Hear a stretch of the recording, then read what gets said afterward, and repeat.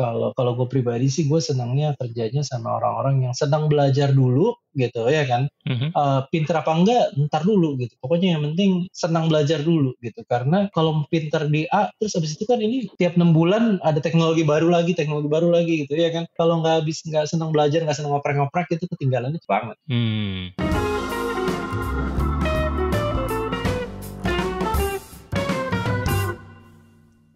Selamat datang di Ceritanya Developer, podcast yang menampilkan developer, programmer, atau engineer Indonesia inspiratif yang tersebar di seluruh dunia. Podcast ini disponsori oleh Showcase.com. Showcase adalah sebuah jaringan profesional yang dibuat oleh dan untuk developer sebagai tempat untuk berkoneksi, membangun komunitas, dan menemukan peluang baru. Bersama saya Riza, kita akan menggali bagaimana mereka berjuang, suka dukanya dalam perjalanan karir, hingga kesalahan konyol saat ngoding.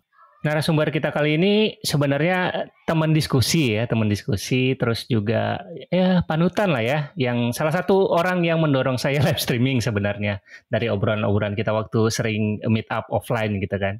Terus juga salah satu artikelnya tuh yang tentang bikin produk tuh jadi salah satu referensi suka saya ceritain di acara-acara kalau ada yang nanya gitu. Jadi langsung aja kita ngobrol dengan Arya Rajasa, CTO dari Karya Karsa. Halo. Boleh dong sedikit perkenalan buat teman-teman pendengar. Kira-kira seorang Arya Rajasa ini siapa dan ingin dikenal sebagai sosok yang seperti apa? Ya, halo semua. Nama saya Arya Rajasa. Saat ini saya CTO dari karyakarsa.com. Lulusan komputer, jadi udah ngoding dari kuliah. Soalnya waktu kuliah ada komputer bagus di kampus, itu belum punya komputer. Soalnya sejak kuliah jatuh cinta sama programming karena bisa, it feels like a superpower kan, kayak bisa create something out of nothing gitu. Dari bisa benar-benar menciptakan sesuatu dari nggak ada gitu. Cuman modal niat tuh untuk belajar gitu. Tenang aja, modding terus. Oke. Boleh diceritakan nggak kenapa bisa terjerumus ke dunia pemrograman?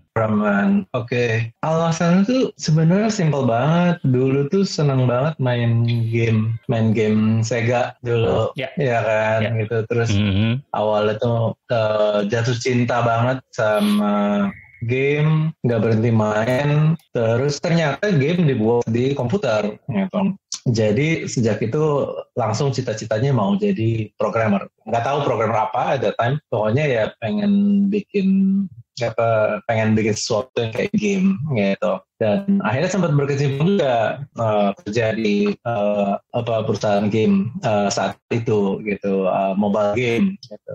Ternyata bikin game susah banget. Jadi akhirnya mengurungkan niat jadi game developer, tapi ya udah terlanjur jadi programmer. Susah banget. Ternyata butuh fisika, butuh kalkulus gitu. Jadi programmer web gitu. Karena waktu jadi programmer mostly web ya. Tahun mostly web karena di 2004 ya, waktu lulus kan di 2004 itu website itu lagi booming banget. Semua orang butuh website, terus bayarannya juga gede karena jarang yang bisa kan gitu. Kalau sekarang mungkin app craze gitu ya, dulu ya web craze gitu kan, lumayan saat itu dibayar 30-40 juta buat bikin website. Oh wow. Sebagai seorang berumur 23-24 tahun ya lumayan lah gitu.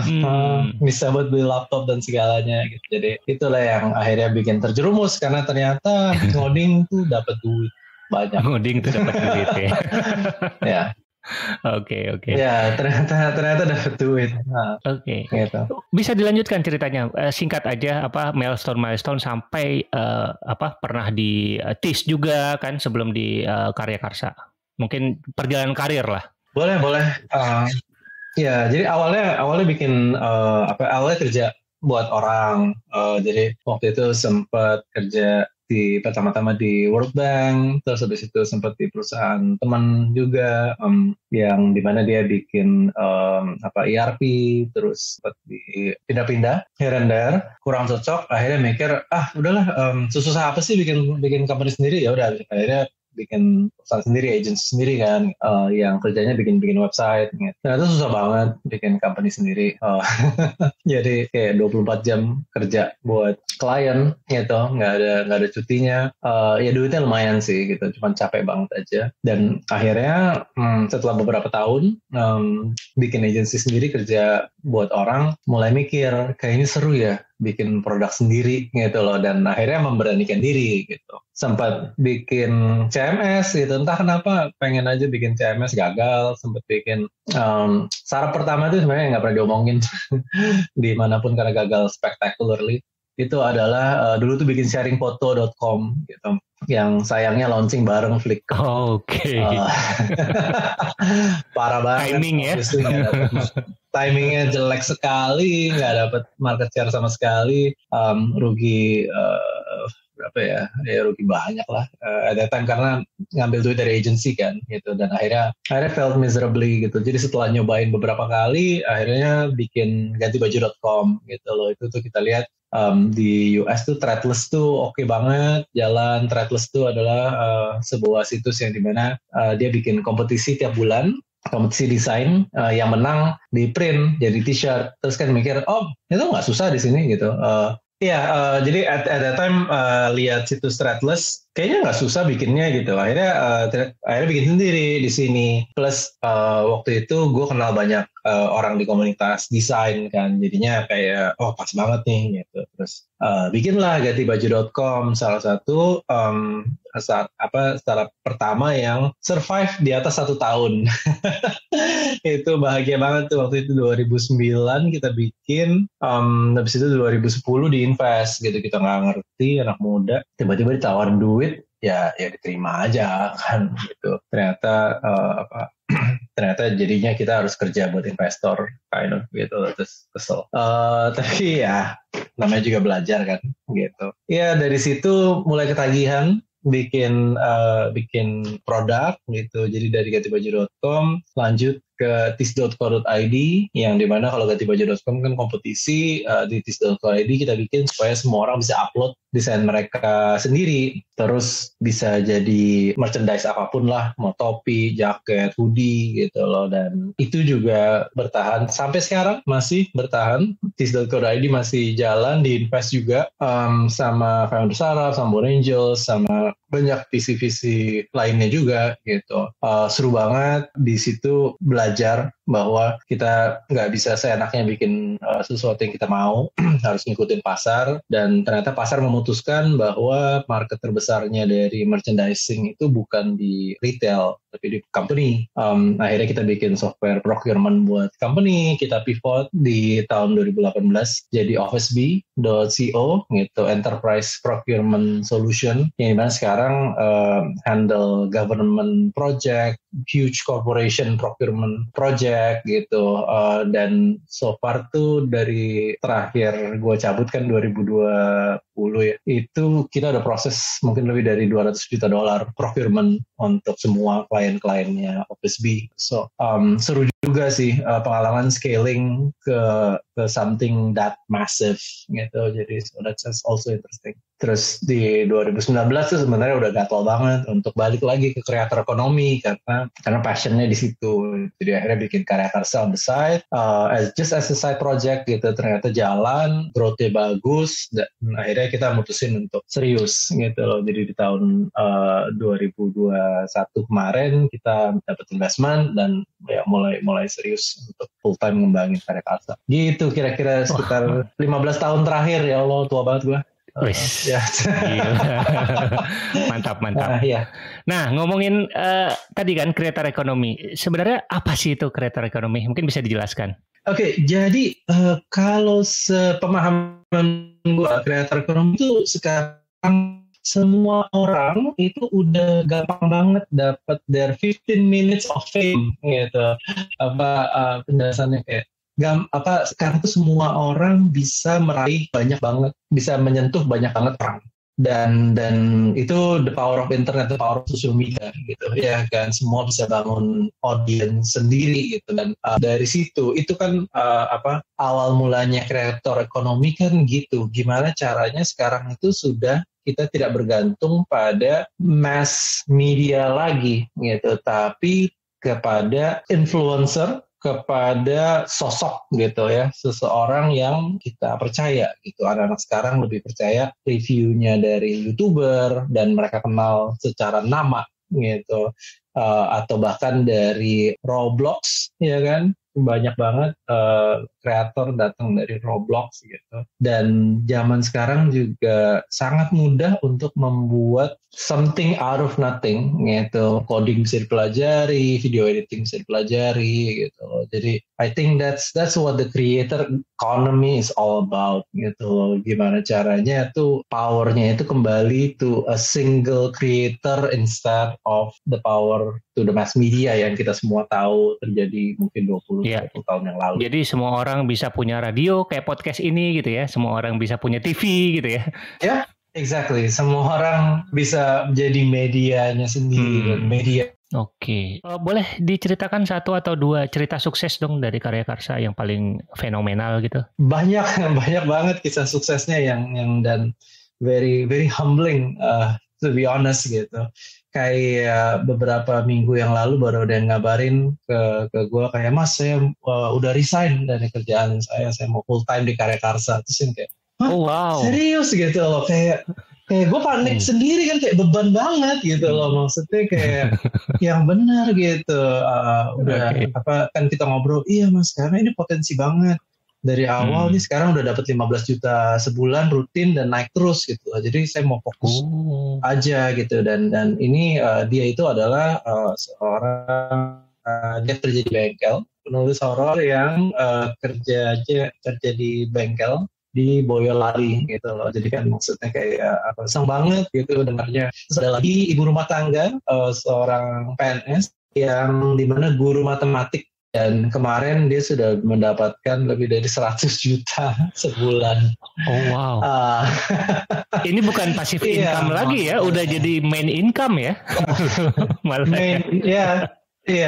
Cuman primary income. Berarti nggak jadi berarti nggak jadi PNS enggak lah, biar sibuk aja lah, ngajar juga banyak waktu gitu lah. Jadi ya nulisnya senang aja, terus kayak oh iya apa. Terus lucu banget dan karena ibu rumah tangga punya uang, suaminya jadi lebih hormat sama saya gitu.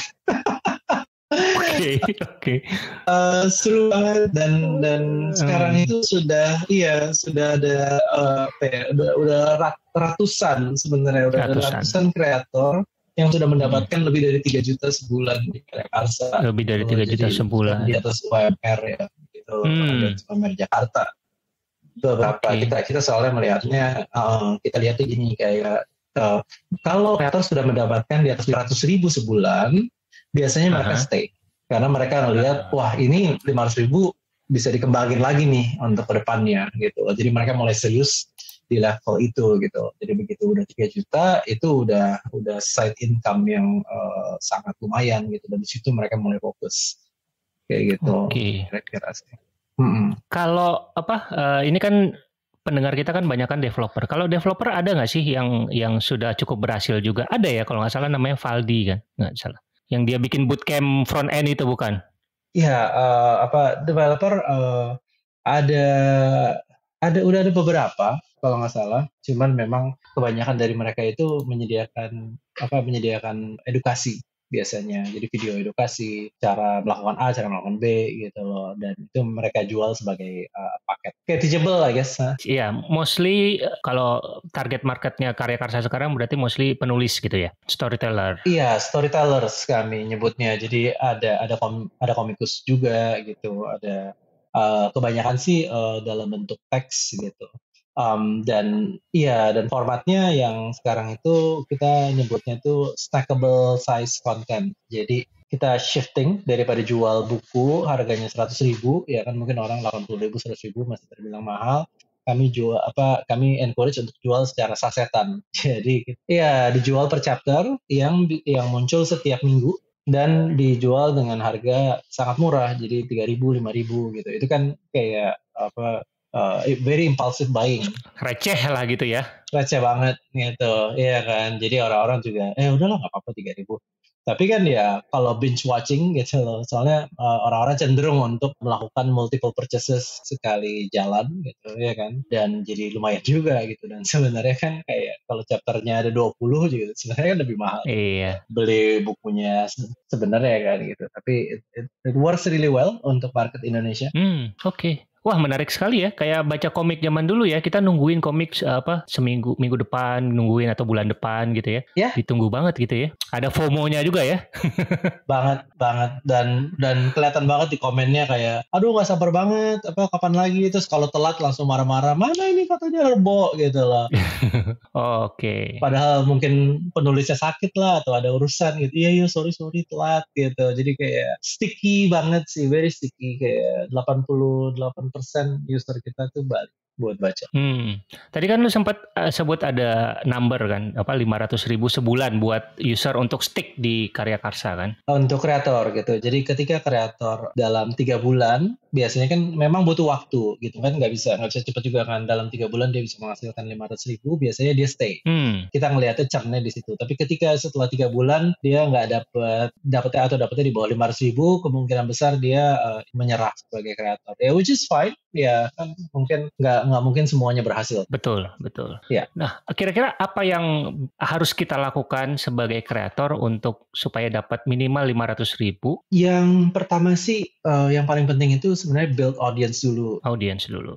Saat ini memang masih belum bisa build audience di Karya Karsa, jadi kami anjurin banget untuk bangun audience di tempat lain, di tempat gratis kayak misalnya penulis, itu dia banyak sebenarnya dapat audience itu dari Wattpad atau dari platform-platform tulisan gratis lainnya gitu ya kan, yang dimana usernya tuh lumayan besar user base-nya gitu. Kalau penulis horor itu banyak di Twitter sebenarnya gitu. Oke. Terus ada juga yang dari Instagram, ada juga dari YouTube gitu. Kalau untuk konten edukasi itu banyak dari YouTube sebenarnya, dan fokus mereka itu kasih free value dulu gitu ya kan. Dia ceritanya gratis dulu lah, atau edukasinya gratis dulu lah gitu. Nah terus abis itu baru misalkan begitu udah mulai seru, orang udah hook gitu ya kan, oke, bisa jualan extra part, itu ada juga, atau bisa menjual eksklusif chapter, spin-off gitu loh. Dan akhirnya lama-lama bisa ya udah 10 chapter pertama gratis, chapter 11 kalau mau tahu lanjutannya bayar gitu. Nah jadi ketika orang udah hook itu kan udah irasional kan, udah kayak aduh penasaran banget nih gimana gitu ya, udah 3.000 bayar, dan dia terus bayar untuk tahu cerita selanjutnya. Edukasi juga mirip ya kan, jadi kasih generic value dulu, yang simple-simple dulu. Ketika udah mulai advance, ya udah jualnya di Karya Karsa aja gitu. Nah ini yang kalau mau lebih ribet lagi, lebih detail lagi, mau ada konsultasi gitu, bayar di Karya Karsa. Gitu kira-kira. Oke. Dan sekarang role sebagai CTO di Karya Karsa, mungkin bisa diceritakan kegiatan sehari-harinya, bisa dikasih gambaran gitu buat teman-teman? Iya, jadi kalau CTO itu tergantung level ininya ya, tergantung level startupnya lagi di mana. Waktu awal ya semuanya tuh, yang ngoding, yang ngurus server, ya apa gitu. Jadi kayak tahun pertama gue satu-satunya developer di Karya Karsa. Jadi benar-benar semuanya itu gue bikin sendiri aja. Tahun pertama, iya. Setahun tuh ya, ngerjain sendiri ya? 1 tahun kira-kira. Soalnya masih nggak tahu kan juntrungannya mau kemana, masih nggak tahu jalan apa enggak, masih side project juga, jadi ya nggak apa-apa. Oke. Dan itu infrastrukturnya masih super monolit dan benar-benar kayak yang penting jalan dulu aja lah, bahkan nggak ada tes. Nggak ada tes sama sekali, bodo amat, yang penting jalan. Karena kita juga waktu awal-awal tuh bingung banget karena kita ngikutin maunya gimana kan, dan tubuhnya tuh lumayan kenceng juga gitu loh, terus sibuk tuh kayak gimana caranya biar tetap nyala gitu. Apalagi pas pandemi itu semua orang tiba-tiba butuh duit kan jadinya dan banyak waktu. Jadi growth-nya kenceng banget gitu. Wah pusing deh mati mulu lah servernya apa segalanya gitu. Jadi benar-benar boro-boro fitur baru kita biar make sure nyala aja tiap hari. Oke. Iya, jadi tahun pertama very challenging gitu loh dan abis itu kita mulai ya udah deh kayaknya nih bisa serius nih gitu. Akhirnya ngambil investment, abis itu baru mulai hiring gitu. Nah, abis itu mulai hiring ya mulai delegasi kan pelan-pelan dan kalau sekarang sih udah beda banget gitu. Sekarang gue practically udah nggak ngoding sama sekali sih. Fokusnya ya gimana caranya anak-anak gue bisa kerja dengan baik tanpa gangguan dan lebih ke translasi bisnis ke fitur ya kan. Terus jagain anak-anak supaya mereka bisa tetap produktif gitu dan gimana caranya supaya visi company-nya juga tetap terjaga secara feature wise gitu.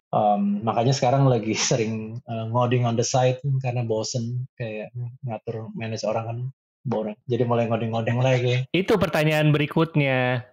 Walaupun udah jadi CTO tapi masih suka bikin-bikin gitu ya. Ada Tiny Bank Tools terakhir ya. Iya, iya. Alasannya apa itu dan apa yang mau dicapai? Karena iri sebenarnya iri. Iri. Kangen ya, kangen ngoding ya. Kangen ngoding. Karena iri banget sama anak-anak sekarang dan ini nih anak kantor kan juga mereka udah mulai coba pakai tools baru yang keren banget, cepet banget. Terus mereka udah mulai diskusi hal-hal. Terus gua nggak ngerti maksudnya kayak itu apa gitu. Oh ini baru lagi. Oh iya, seru juga ya bisa gini, bisa kita pakai ini aja gitu. Karena kan maksudnya gini ya, kayak mereka 10 tahun lebih muda, banyak 15 tahun lebih muda, otaknya juga udah digital native gitu. Ya kan? Anak-anak muda sekarang tuh udah digital native banget, kemampuan mereka untuk absorb ilmu tuh sangat cepat gitu karena dunia sekarang informasinya cepet banget gitu kan. Gua kan udah tua ya gitu, mau belajar juga susah gitu. Jadi kalau berhenti belajar, ya lebih lambat lagi otaknya gitu. Kalau nggak bisa ngikutin kan nanti gimana ceritanya gitu. Ya kan? Malu jadi CTO dong kalau nggak ngikutin zaman gitu. Oh gitu ya. Iya dong gitu loh. Dan jujur akhirnya malah lebih banyak belajar dari mereka. Dari anak-anak karya yang developer-developernya tuh mereka kayak gua kasih kebebasan kan untuk nentuin teknologi sendiri, untuk kerja dengan cara mereka sendiri gitu dan untuk berbuat kesalahan gitu dan tentu saja mereka banyak melakukan kesalahan tapi ya gue pasang badan aja gitu karena kalau nggak belajar gitu ya karena tapi dari kesalahan itu banyak sekali hal yang gue belajar juga teknologi baru dan lain-lainnya yang bikin gue gatel banget gue juga mau dong coba-coba jadi ya akhirnya memutuskan untuk ya udah coba deh bikin-bikin lagi hal-hal ya seru-seruan aja gitu loh, untuk ngikutin dan ya it's been very exciting. Menarik banget ya ini kultur yang lu bangun di Karya Karsa ya salah satunya yang itu nggak takut gagal terus juga remote ya timnya remote ya full remote. Full remote jadi kita ada developer dari Kalimantan gitu. Oh wow. Iya ada yang di Singkawang gitu katanya tuh iya Singkawang itu kayak 4 jam dari kota besar terdekat sih kayak buset ini di mana gitu kayak kalau dijelasin tuh udah nggak tahu juga di mana gitu. Okay. Terus abis itu ada dari Depok, dari Bandung, dari ada yang dari Gorontalo akhirnya pindah ke Jakarta gitu. Sekarang mau pindah ke Bogor gitu. Dan banyak yang pengen pulang ke kampung halamannya aja deh, kerja di kampung halaman aja atau gajinya gaji Jakarta gitu. Jadi mantap. Dan menariknya itu kayak jadi nggak terperangkap sama talent war Jakarta gitu. Karena gaji programmer kan udah mahal banget kan. Iya. Dan jadi untapped market banget gitu untuk kita buka untuk semuanya dan kalau gue pribadi sih gue senangnya kerjanya sama orang-orang yang sedang belajar dulu gitu ya kan pinter apa enggak ntar dulu gitu pokoknya yang penting senang belajar dulu gitu karena kalau pinter di A terus abis itu kan ini tiap 6 bulan ada teknologi baru lagi gitu ya kan kalau nggak senang belajar nggak senang ngoprek itu ketinggalannya banget. Jadi pokoknya ini cara gue aja ya nggak tahu benar apa enggak. Tapi gue pribadi lebih suka nurture people yang senang belajar habis itu ya jadi a group of people that learns all the time dan secara culture juga jadi bagus banget sih. Mereka jadi banyak bikin hal-hal baru yang bikin gue juga jadi belajar juga. So yeah, that's been very amazing so far. Keren ya. Tapi remote working ini kan nggak buat semua orang kan, tentu saja kan. Iya. Apa effort dari lo sebagai employer gitu ya, perwakilan employer membuat supaya remote working ini works? Oke, yang pertama sistemnya sendiri harus jelas, ya kan. Jadi clarity itu jauh lebih penting daripada speed gitu. Dan result is what matters gitu. Jadi kayak yang penting hasilnya aja gitu kan. Mau dia cuma 4 jam doang, habis itu main seharian, terus kalau ya hasilnya bagus ya terserah gitu. Itu yang diharapkan yang itu gitu, ya kan. Result oriented ya. Very, very result oriented dan kelihatan. Kalau enaknya kerja teknis kan hasilnya kelihatan ya kan kodenya kelihatan gitu. Iya kan, dia nulis tes nggak gitu kan. Kalau gue kan nggak nulis tes, jadi kelihatan tuh jelek. Mereka kan kayak kita bisa lihat kodenya bagus apa enggak, dikerjain nggak, fungsional nggak gitu. Ada tim QA-nya juga yang cross checking gitu ya kan. Terus speed of delivery-nya juga gimana, sesuai on track apa enggak gitu kan.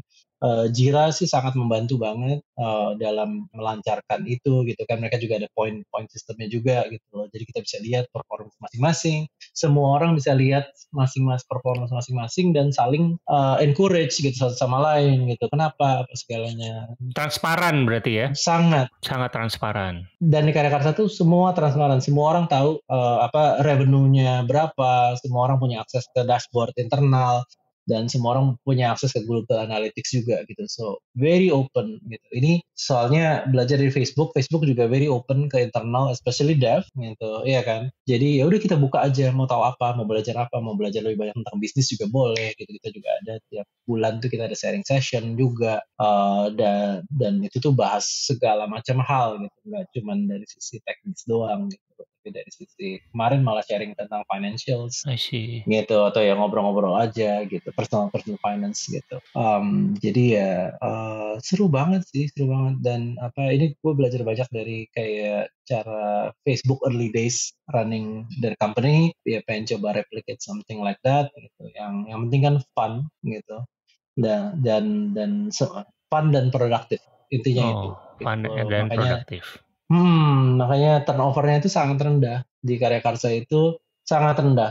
Dalam 3 tahun ini cuman 2 atau 3 lah yang resign ya, dan itu pun juga sedikit sekali ya. Sedikit. Nah, kita sekarang 21 orang lah gitu. Dan itu juga karena biasanya alasan pribadi gitu. Cuman 1 orang yang resign karena performance, tapi sisanya sih very happy gitu. Ya mereka bilangnya sih bahagia ya, nggak tahu ya kalau nanti di belakang. Tapi so far sih mereka happy. Gimana dengan masalah, katanya kan ya kita tidak bisa pungkiri kan di daerah-daerah kan secara infrastruktur gitu ya, itu masih belum stabil di Jakarta lah atau di kota-kota besar gitu. Pernah kejadian yang ini nggak, misalkan ada koneksinya tiba-tiba mati lampu lah atau segala macam gitu? Sering ya? Sering, terutama di Kalimantan kan tiba-tiba kita lagi dapat giliran mati lampu gitu ya kan. Jadi kalaupun pakai baterai juga BTS-nya kan kagak nyala ya, terus gimana gitu. Jadi kami mitigasi dengan beberapa hal. Yang pertama, internet itu dibayarin kantor, jadi ada allowance untuk internet, yang dimana toh kan daripada bayar kantor ya bayar allowance buat internet aja gitu. Dan di beberapa daerah memang lebih mahal ya, dimaklumi gitu ya kan. Di Kalimantan harga internet 10 mega 10 Mbps aja itu ya sama kayak 100 Mbps di BSD gitu misalkan gitu. Tapi ya udah nggak apa-apa, kita maklum gitu ya kan. Kita maklum, kita bayarin accordingly supaya meminimalisir. Tapi kan again, kalau mati listrik ya nggak bisa juga. Gitu. Betul. Jadi makanya terutama di dev kami sangat menghindari meeting sebenarnya. Jadi nice. Jadi meeting itu benar-benar harus padat, singkat, jelas gitu. Cuman meeting itu tiap 3 hari yang pasti gitu ya kan, cuman Senin, Rabu, Jumat gitu. Dan itu tuh cuman 15 menit aja, basically cuman stand up meeting aja, kayak oke, gimana problemnya apa and everything. Terus kalaupun ada impromptu meeting, ya udah impromptu meeting tuh mostly itu cuma 10-15 menit dan harus dijelaskan dulu ini meetingnya tentang apa, tolong tulis di dokumen gitu. Dan ini juga niru dari Amazon gitu. Semuanya harus ditulis. Kalau tidak ditulis itu berarti tidak ada. Jadi setiap kali ada yang ngomong, iya kan kemarin udah bilang mana catatannya. Kalau nggak ditulis ya nggak ada gitu. Komen nggak di Jira atau bikin nggak taruh nggak di produk dokumen gitu. Ada nggak catatannya gitu. Kalau nggak ya nggak pernah kejadian gitu. Walaupun kadang-kadang backfire, gue juga suka lupa nulis gitu. Terus digituin sama anak-anak gue gitu. Oh iya gitu. Tapi kan ya dan sisanya mostly asinkronus. Kami mencoba untuk sebisa mungkin asinkronus. Jadi kalau misalkan ada apa-apa ya di dokumen aja, komentar. Makanya Jira enak banget sih. Semuanya kan well documented. Di situ kami juga pakai Google Docs lumayan signifikan. Jadi semua MOM ditaruh di situ gitu loh. Jadi tiap kali ada manajemen bilang, masa sih kita nggak pernah bilang gitu? Itu ada catatannya udah di approve gitu. Ya kan? Jadi kayak udah gitu.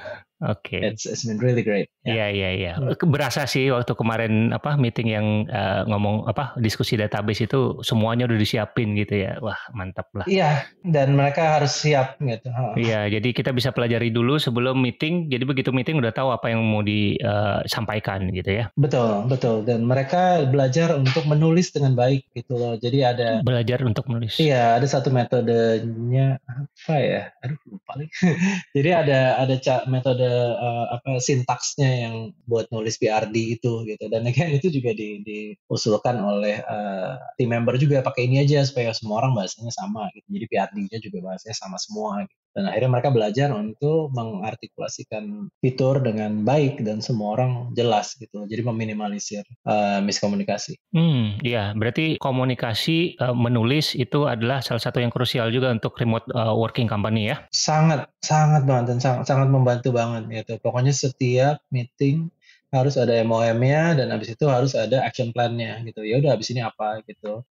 Terus kalender juga sangat dipakai banget. Harus ditulis semuanya. Ini meeting tentang apa, tujuannya apa gitu loh. Harapannya apa yang mesti dibawa ke situ gitu loh. Iya, bisa dibahas di email aja atau enggak gitu ya, enggak perlu meeting. Iya, iya banget gitu. Malah email tuh jarang banget dipakai sebenarnya karena pokoknya sekarang. Jarang ya. Komunikasi apa? Slack? Slack iya, tapi Slack-nya kan gratisan soalnya kan medit ya. Jadi semuanya harus di Google Docs atau di Jira. Gitu. Oh oke. Iya. Oke, nah sekarang punya tips nggak buat teman-teman developer nih yang mungkin punya ide, kepikiran ide mau bikin produk atau aplikasi? Oke, ya balik lagi ke kreator ekonomi ya, gitu loh. Jadi kayak kalau gue tuh selalu bilangnya gini, kita tuh cuman sepinter orang tuh nganggap kita sepinter apa gitu. Ya kan, we are only as smart as what people think of us, gitu. Jadinya kita harus sebagai developer tuh harus pinter mengkomunikasikan keahlian kita gitu. Itu sesuatu yang developer tuh jarang banget, yang jarang punya kan, gitu. Sebanyak yang sebenarnya tuh pinter tapi karena nggak ngerti cara jelasinnya apa segalanya jadi kesannya nggak sepinter itu gitu, yang dimana tuh sayang banget gitu. Dan dengan latihan menulis itu sebenarnya ngebantu banget untuk kita jauh lebih mudah untuk menyampaikan apa yang kita tahu dan apa yang kita mau gitu. Jadi mungkin kalau tips untuk developer sekarang sih belajar bersosialisasi. Belajar bersosialisasi di sosial media gitu, kayak itu ngebantu banget. Dan jujur gue juga belajar banyak banget dari teman-teman di Twitter, terutama yang 10 tahun 15 tahun lebih muda gitu. Bodo amat kan, belajar aja gitu ya kan. Belajar dari semua orang ya, nggak mengenal usia ya. Semua orang nggak mengenal usia gitu loh. Dan mereka jauh lebih ya digital native kan lagi kan, mereka they think faster better. Ya belajar aja gitu, nggak usah gengsi gitu. Dan jadinya belajar. Dan sekarang itu dan sama ini kayak pengen menyampaikan kayak sekarang itu kan mimpi, kayak kemarin gue baca di Twitter tuh gini, kayak the new American dream is to be a solo developer with $10,000 a month in revenue. Monthly recurring revenue-nya, MRR. Monthly MRR, monthly recurring revenue. Wah, that's the new American dream. Solo developer ya. solo developer, dan gue tahu ada beberapa temen gue yang udah lebih dari itu. Lebih dari itu ya? Iya, beberapa. Jadi bisa di sini pun juga sebenarnya bisa. Itu juga sebuah challenge yang gue juga lagi pengen coba explore. Bisa nggak ya sebagai solo developer dapat $10,000 sebulan dari app yang jalan autonomously gitu. Jadi bukan service gitu ya kan. Makanya gue lagi tertarik bikin sebuah tools yang benar-benar ya orang pakai, orang bayar gitu, nggak perlu ada campur tangan dari gue gitu loh. So that's an interesting challenge yang gue pengen coba explore sih. Karena seru banget kalau bisa. Oke. Wah, menarik nih, ditunggu ya. Oke. Nah, kalau yang mau follow nih, tadi udah ngomongin Twitter kan? Nah, boleh dong di-share dong ininya, Twitter handle-nya. Boleh. Follow aja di @rajasa, jadi RAJASA gitu.